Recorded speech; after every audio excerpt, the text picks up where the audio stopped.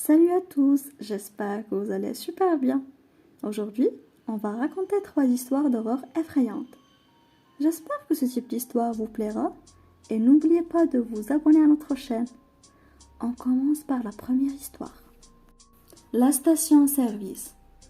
C'était une nuit sombre et brumeuse. Denise avait de la difficulté à rester éveillée et la route était trempée. Le niveau d'essence commençait à être dangereusement bas et elle n'avait aucune idée d'où se trouvait la prochaine ville.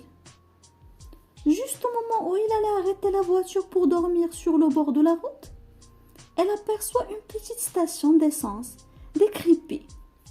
Elle s'y arrête. Le commis semble très distrait par l'arrière de la voiture pendant qu'elle lui demande de faire le plein. Il s'exécute enfin, mais lui demande d'ouvrir le capot parce qu'il flaire un problème. Le cœur de Denise fait 3 tours. Elle est seule dans une petite station-service crasseuse, au milieu de nulle part. Et le commis a de drôles d'agissements. Il lui demande de sortir de la voiture pour venir voir le moteur. Elle s'exécute tout en se demandant pourquoi elle ne se met pas à crier. Dès qu'elle arrive devant la voiture, il l'attrape par le bras et lui dit « Cette voiture a besoin d'une remorqueuse. Vous devez venir avec moi dans le bureau. » Puis, il lui met la main sur la bouche et l'entraîne de force à l'intérieur du bureau. Une fois à l'intérieur, il lui dit « Il y a un homme couché sur le siège arrière de votre voiture. Nous devrions appeler la police. » La femme apeurée part en courant vers sa voiture et file à toute vitesse. Au bout de quelques minutes, Denise regarde dans son rétroviseur. Elle voit un homme avec un chandail à capuchon et une hache dans la main sur la banquette arrière.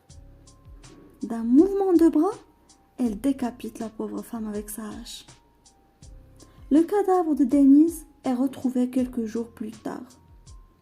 Des années après ce drame, la police est enfin parvenue à mettre le grappin sur le tueur en série. Avez-vous regardé sur la banquette arrière de votre voiture? La deuxième histoire, c'est la voisine. Un jeune homme habitait dans un immeuble. Une nuit, quelqu'un frappe à sa porte. Il se lève et va ouvrir. Une femme se tient là et lui demande si elle peut passer la nuit chez lui, parce que son conjoint la frappe. Elle le rassure en lui disant qu'elle a appelé sa famille et qu'ils viendront la chercher demain matin, à la première heure. Le jeune homme lui donne une couverture et lui propose de passer la nuit sur le sofa. À son réveil, la couverture est pliée sur le divan et la jeune femme est partie. Il se prépare et part travailler. Le soir suivant, on cogne de nouveau à sa porte. La même femme est à sa porte, mais cette fois-ci, elle est marquée de courts visages. Elle lui demande une seconde fois l'hospitalité. Ne pouvant qu'accepter, il lui propose de dormir au même endroit que la veille.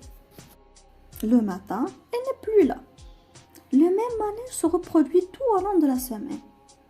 Inquiet, le jeune homme se rend au poste de police pour expliquer la situation. L'agent lui montre une photo sur laquelle il reconnaît la femme.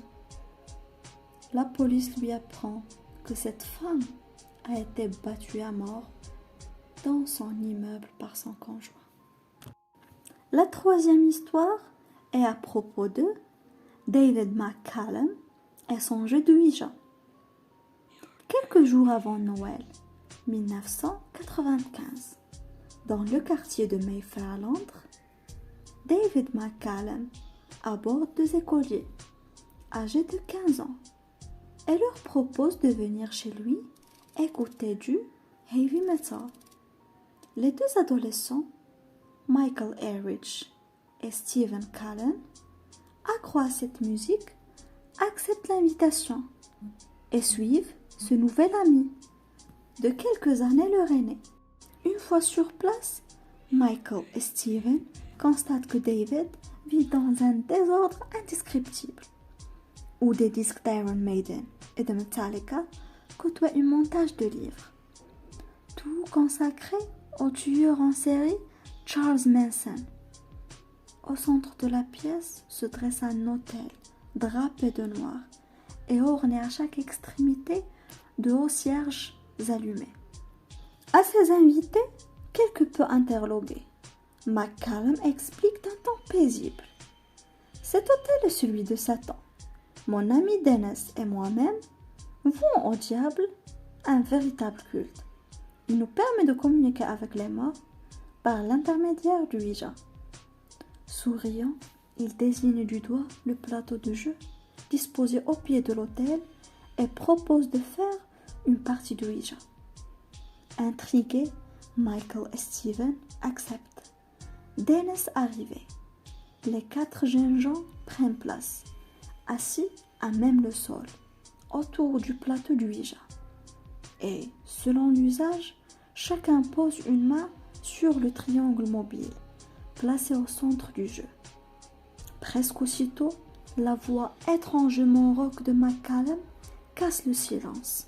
« Satan, si tu es parmi nous, donne-nous tes ordres, dicte tes volontés. Satan, que désires-tu que je fasse ?» McCallum se lève brusquement, saisit le jeune Michael à bras le corps et le jette sur le lit où il l'immobilise. Puis, avec un couteau de combat à la main, il poignarde sa victime sauvagement. 11 fois, la longue lame effilée s'abat sur le corps du malheureux garçon.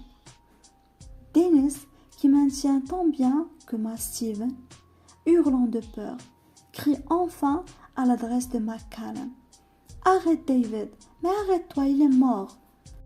Dans un sursaut, Steven parvient à se dégager et s'échappe à toutes jambes. Restés seuls, David et Dennis enroulent le cadavre dans un drap et une couverture. Ils ont décidé de le transporter dans le coffre de leur voiture et ils s'en débarrasseront dans une décharge publique. Arrêtés peu après sur les indications fournies par le rescapé de la tuerie, il s'avéra que les 2 adorateurs de Satan faisaient déjà l'objet d'une double enquête, psychiatrique et policière. Lors de sa comparution en justice, David expliqua que des voix transmises par le Ouija l'avaient poussé à commettre son crime.